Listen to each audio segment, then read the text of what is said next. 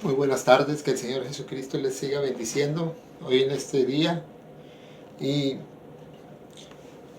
vamos a compartir un poco la palabra del Señor Jesús y vamos a ver qué Dios nos habla en esta tarde. Voy a empezar a leer aquí en Mateo capítulo 24 y la palabra se lee en el nombre de Jesús. Voy a leer el capítulo 24 de Mateo del 1 al 5. Cuando Jesús salió del templo y se acercaron sus discípulos para mostrarle los edificios del templo. Respondiendo él, les dijo: ¿veis todo esto? De cierto os digo que no quedará piedra sobre piedra que no sea derribada. Y estando él sentado en el monte de los olivos, los discípulos se le acercaron aparte diciendo: dinos, ¿cuándo serán estas cosas? ¿Y qué señal habrá de tu venida y del fin del siglo? Hermanos, aquí los discípulos le hacen tres preguntas a Jesús. Le dice: dinos, ¿cuándo serán estas cosas? ¿Qué señal habrá de tu venida y del fin del mundo, del siglo? Jesús no le contestó ninguna de las tres preguntas. Lo que Jesús les dice en el verso 4, respondiendo Jesús les dijo: mirad que nadie os engañe. Verso 5, porque vendrán muchos en mi nombre diciendo yo soy el Cristo, y a muchos engañarán. Yo me enfoco aquí en esta pregunta donde Jesús les dice: miren que no los engañen, porque van a venir muchos en mi nombre. Entonces, hermano, aquí Jesús no dice que iban a venir pocos, dice que iban a venir muchos en su nombre, diciendo que también eran cristianos, pero no son. Vienen en el nombre de Jesús. Pero Jesús nos advirtió y nos dijo: mirad que no os engañen, porque vendrán muchos en mi nombre. Fíjese, hermano, aquí le voy a leer otra escritura. Y creo que está en... déjenme leer. Está en Timoteo, porque Pablo le advierte a Timoteo, y es en Primera de Timoteo.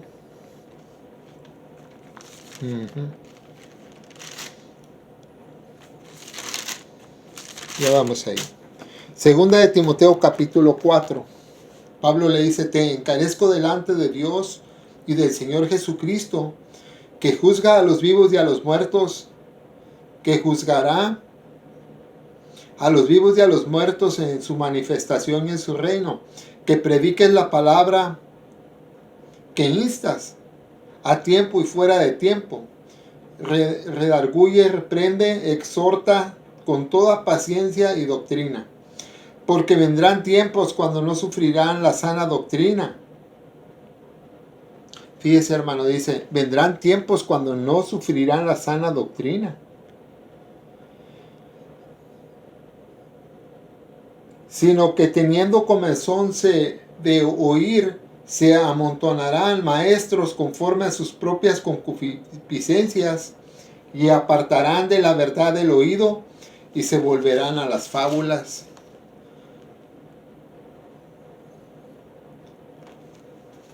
Fíjese, apartarán de la verdad el oído, y se volverán a las fábulas. Entonces, hermano, aquí Pablo nos está advirtiendo, y Jesús nos advirtió, que también iban a venir muchos en su nombre.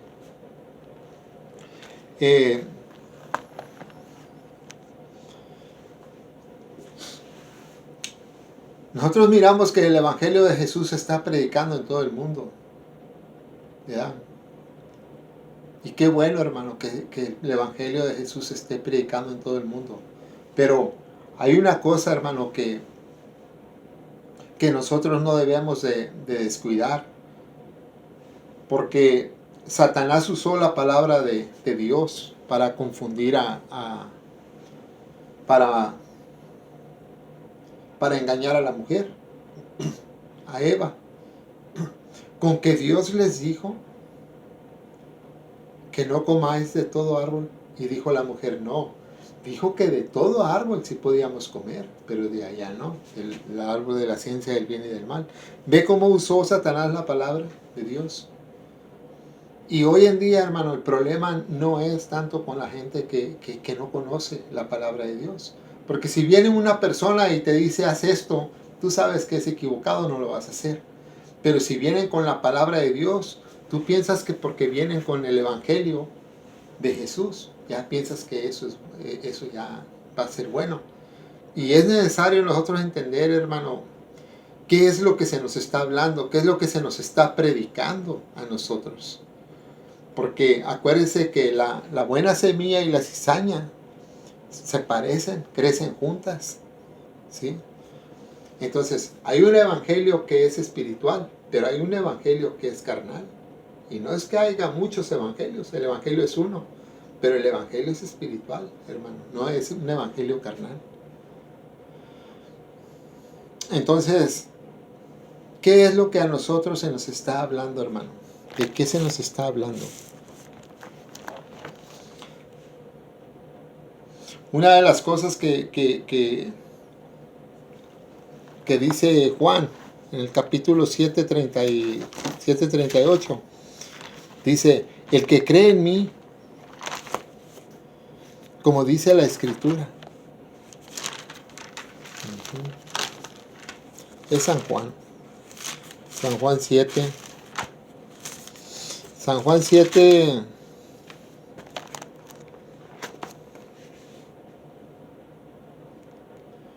7:38.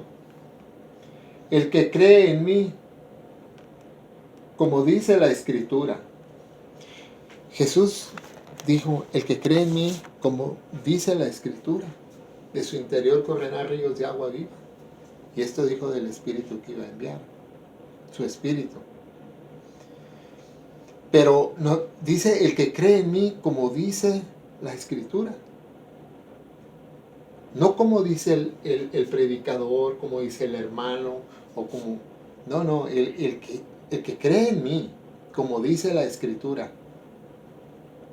Fíjese, hermano, nada más voy a tocar esto. No, creo que no vamos a tocar nada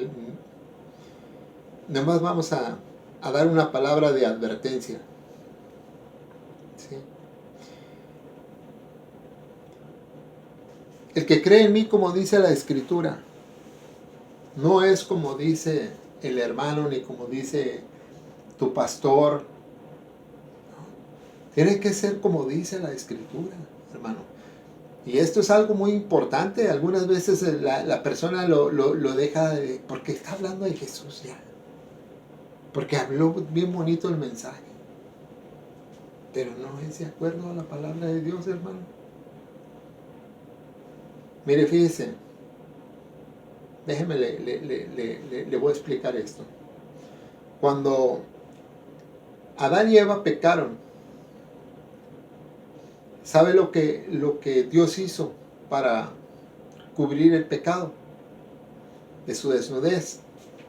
Tuvo que haber un sacrificio de un cordero, de un corderito. Y Dios sacrificó un cordero para tapar el pecado de ellos. ¿Sí? De ahí en adelante, Dios mandó que cada vez que ofrecieran un holocausto, una ofrenda a Dios, que fuera un cordero. Sí. Porque mucho más adelante iba a venir Él mismo como el Cordero de Dios.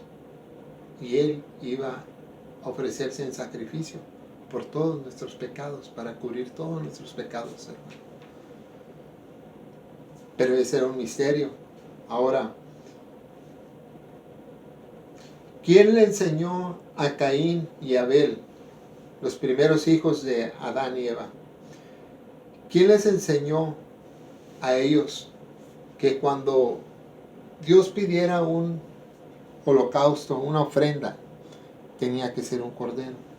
Sus padres, ¿sí?, les enseñaron. Entonces Dios pidió una ofrenda a Caín y Abel. ¿Y sabe lo que llevó Abel? Abel llevó el mejor corderito y lo ofreció en sacrificio a nuestro Señor Jesús, a nuestro Dios. ¿Usted sabe lo que llevó Caín? Caín llevó lo mejor del fruto, pero no era eso lo que Dios había establecido. Y Dios no miró con agrado la ofrenda de Caín, porque claramente les habían dicho sus padres que cuando Dios pidiera una ofrenda, que fuera un cordero, no lo que nosotros queremos. Muchas veces ve cómo empieza desde ahí una religión con Caín. Caín dijo, yo voy a llevar lo mejor, pero lo que yo quiero. Y eso fue, hermano, no agradable a Dios. ¿Y sabe lo que causó eso? Que Caín entrara a muerte, entrara en un lugar perdido, ¿sí? Hoy en día, hermano, está pasando exactamente lo mismo. Queremos servirle a Dios, queremos ofrecerle a Dios y queremos adorar a Dios, pero no como dice la Escritura, sino a nuestra manera. ¿Y sabe qué? Es para muerte. Eso ni Dios, eso no lo acepta el Señor. ¿Okay? Imagínense qué hubiera pasado si cuando Dios le dice a Noé, prepárate un arca, que Noé hubiera dicho, bueno, pues sí, Dios le dio las medidas de todo, pero Noé hubiera dicho, pero yo le voy a poner una ventanita acá, mejor por allá. ¿Sabe que esa barca se hunde? ¿Okay? Pero esa barca era un diseño de Dios y tenía que ser a la manera de Dios. Siempre tiene que ser a la manera de Dios, hermano. ¿Sí? Ahora, en una ocasión, David, por tiempo no habían traído el arca, y cuando David entró a este lugar, mandó que trajeran el arca. ¿Y sabe cómo trajeron el arca? En un carro nuevo, dice. La subieron unos bueyes y pusieron el arca y la pusieron ahí. Y cuando iban los bueyes caminando, se movió y un sacerdote puso la mano y se murió. ¿Sí? Y David tuvo temor y no trajo el arca ahí. Dijo, ¿qué pasó? Pero David era un hombre espiritual, hermano. Y él llegó y empezó a meditar. Y él dijo, ¿qué fue lo que pasó? ¿Por qué? Ellos venían con el arca y venían haciendo fiesta y venían cantando y gozándose, alabando al Señor. Traían un gozo. Pero lo estaban haciendo a la manera de ellos, hermano. Y hubo una mortandad ahí. ¿Qué pasó?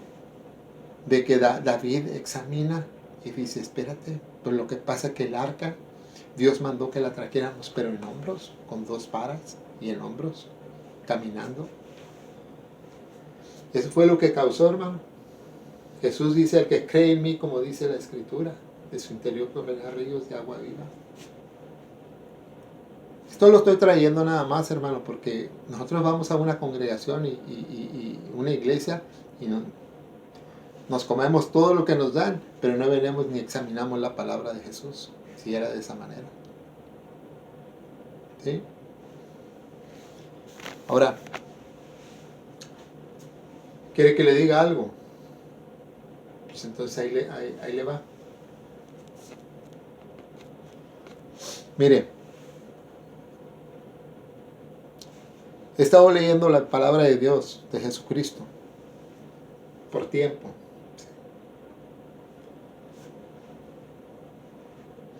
Usted sabe que en el Nuevo Testamento no existe ningún diezmo. Usted va a la iglesia y usted da diezmo, ¿cierto? ¿Y sabe la escritura que le ponen? Malaquías 4. ¿Cierto? Malditos sois con maldición, toda la nación me ha robado. ¿En qué te hemos robado? En vuestros diezmos y ofrendas. Traed los diezmos al alfolí y haya alimento en mi casa, y probadme en esto, si no abriré las ventanas de los cielos y destruiré al devorador, y hasta que sobreabunde, ¿no? Qué bonito, ¿no, hermanos? Se mira. Pero eso no es para la iglesia de Dios. Eso es para el pueblo de Israel. Por eso le digo, hermano, lean la palabra de Dios. Y hay una confusión muy grande. Y le voy a decir en dónde. En que la persona piensa que el pueblo de Dios, los judíos, es lo mismo que la iglesia. La iglesia es diferente, hermano. ¿Okay? Y se los voy a probar durante Dios me dé el tiempo de yo estarles compartiendo estos mensajes. La confusión está de que piensan que el pueblo de Israel es lo mismo que la iglesia. Y no es así. Dios le hizo promesas a su pueblo Israel. Y se las cumplió toditas. ¿Sí? Pero ahora hay unas promesas para la iglesia, hermano. Hay unas promesas para la iglesia, que es pueblo de Dios también. Acuérdense que Jesús, cuando estaba hablando con los judíos, dijo: yo tengo otras ovejas que no son de este redil, a estas también voy a traer. Estaba hablando de nosotros, de la iglesia, ¿sí? Pero el pueblo de Dios, los judíos, Dios les hizo unas promesas, y ahora la iglesia nos está haciendo unas promesas más grandes todavía. Mire, y lo podemos hablar con muchas escrituras, ¿sí? Pero únicamente hay una escritura. Solamente va a hallar una escritura. Y no era el tema que iba a traer ahorita, pero lo vamos a hablar. Únicamente Dios hay una escritura que habla del diezmo, y el 21. Y Dios está exhortando, hermano, no está estableciendo un diezmo. ¿Okay? Dios está hablando con los fariseos y les dice: hay de ustedes, escribas y fariseos, que diezmáis la menta. Y luego dice: esto era necesario hacer, sin dejar de hacer aquello. Era necesario, esto era. Les está exhortando lo que no habían hecho. Pero Dios está exhortando a estos fariseos que estaban en la ley, ¿sí? Pero no vino a establecer un diezmo el Señor. El diezmo, hermano, es el 10% de lo que tú ganas. ¿Okay? Dios lo estableció en el Antiguo Testamento a los levitas, ¿sí? Porque los levitas no se les dio heredad, no se les dio tierras, no se les dio para que ellos sembraran, sino solamente para servir en el tabernáculo, quitar, poner, hacer los sacrificios, y muchos oficios otros tenían, hermano, ¿okay? De juzgar al pueblo, llevar un juicio, pero únicamente el pueblo levita. Los demás sí podían sembrar, hacerse ricos, tener dinero. Por eso Dios les pidió un diezmo para los levitas, para los que servían en el tabernáculo. Malaquías no está hablando. Malaquías capítulo 4 o 3, que dice: malditos sois con maldición toda la nación. Oh, cómo les encantan hablar de esto. Miqueas.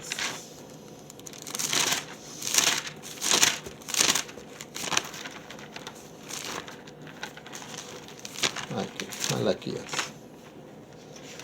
Dice: malditos sois.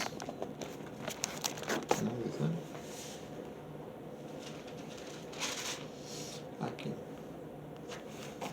Volveos a mí y yo me volveré a vosotros, ha dicho Jehová de los ejércitos.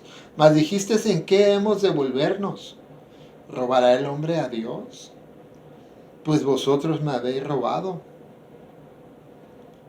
Y dijisteis, ¿en qué te hemos robado? En vuestros diezmos y ofrendas. Malditos sois con maldición, porque vosotros toda la nación me ha robado. Traed todos los diezmos al alfolí y hay alimento en mi casa, y probadme ahora en esto, dice Dios de los ejércitos, y no abriré la ventana de los cielos hasta que sobreabunde. Esto no lo está diciendo a la iglesia, hermano. En el Nuevo Testamento no existe un diezmo. Jamás. Nunca Jesús estableció un diezmo. Ni los apóstoles. Porque en Hechos, ahí empieza la iglesia de Dios. En Hechos no existe un diezmo. Nunca hablaron los apóstoles. Ninguno habló de un diezmo. Ahora déjeme le digo, ofrendas, sí. Pero ofrendas no es el diezmo, hermano. Ofrendas sí. Pablo habló de ofrendas. ¿Sí? Él dijo que dieran conforme a lo que pudieran tener. ¿Sí? Entonces, la ofrenda es uno. Si usted mira que el hermano que está predicando ahí en el templo, o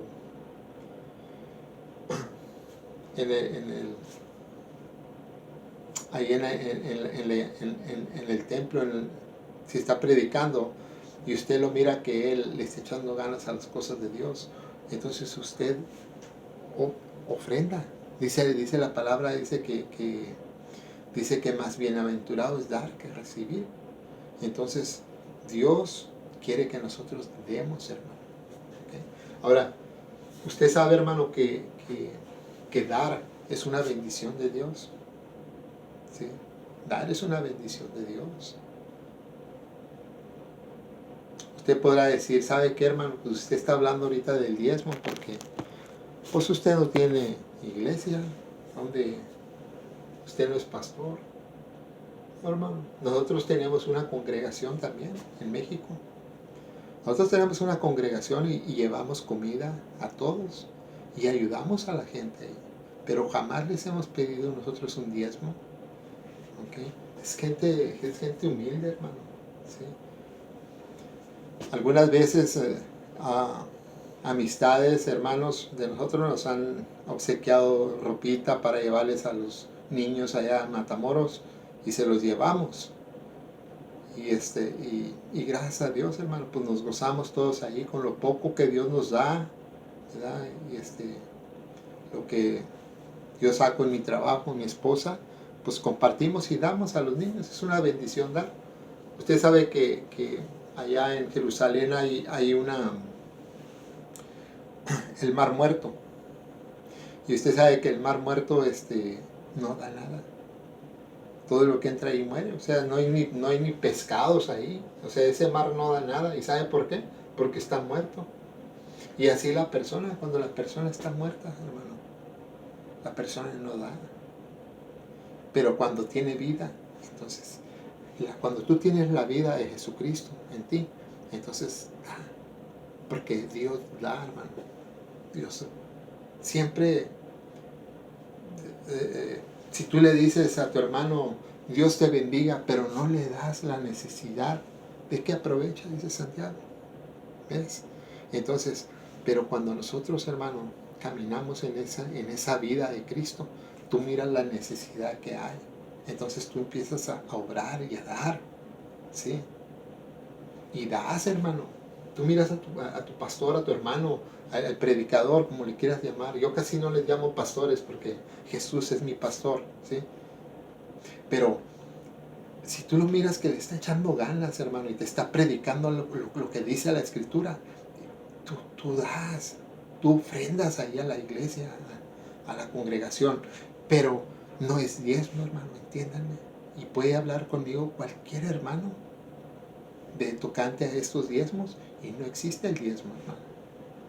¿Okay? En el Antiguo Testamento, pero nosotros no estamos bajo el Antiguo Testamento, estamos bajo el Nuevo Testamento.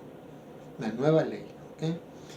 Entonces, hermano, qué bonito es cuando nosotros damos de nuestro corazón, de acuerdo a lo que tenemos, ¿sí? No de acuerdo a lo que no tenemos. Entonces, esta es una palabra, hermano, yo creo que ya voy a parar aquí, pero sí les animo a que examinen, hermano, siempre cuando usted vaya a la congregación, examine que todo lo que les estén hablando conforme a las Escrituras, porque Jesús dijo, el que cree en mí, como dice la Escritura, ¿sí? Entonces, hay que tener mucho cuidado, hermano, para que nosotros no seamos engañados y que cada vez nosotros vayamos creciendo espiritualmente, porque el deseo de nosotros no nomás es de ir a una iglesia, oír la palabra y venirte, no, sino que esta palabra se haga viva en nuestro corazón y que nosotros podamos vivir la palabra de Jesucristo, hermano, ¿ok? Para que esta palabra esté en nosotros, hermano, y que esta palabra produzca esa vida que Dios quiere que nosotros tengamos. Dice Jesús en Ezequiel capítulo 18, aquí lo tengo. Ezequiel capítulo 18 dice, déjame, porque no quiero la muerte del que muere, dice Dios, convertidos pues y viviréis, porque no quiero la muerte del que muere. ¿Ves? Usted sabe lo que significa muerte, hermano. Muerte es separación. Separación de Dios. Cuando nosotros, hermano, no tenemos la palabra de Jesucristo en nosotros, estamos separados de Dios. Para eso vino Jesús, para unirnos, juntarnos a Él, ¿sí? Para que donde Él esté, nosotros también estemos. Si esta palabra, hermano, está en nuestro corazón, Jesús está en nuestro corazón. Si esta palabra no está en nuestro corazón, Jesús no está en nuestro corazón. Amén. Jesús quiere que nosotros, hermanos, le abracemos y que lo tengamos siempre en nuestro corazón. Y de lo que usted está lleno, hermano, usted va a hablar.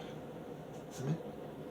Que el Señor Jesucristo me los bendiga a ustedes, todos, en esta tarde y a todos nosotros, hermano. Que el Señor Jesús nos siga bendiciendo. Y gracias por tomar de su tiempo para escuchar estas cortas palabras, hermano. Y yo sé que van a ser de grande bendición en tu vida. Amén.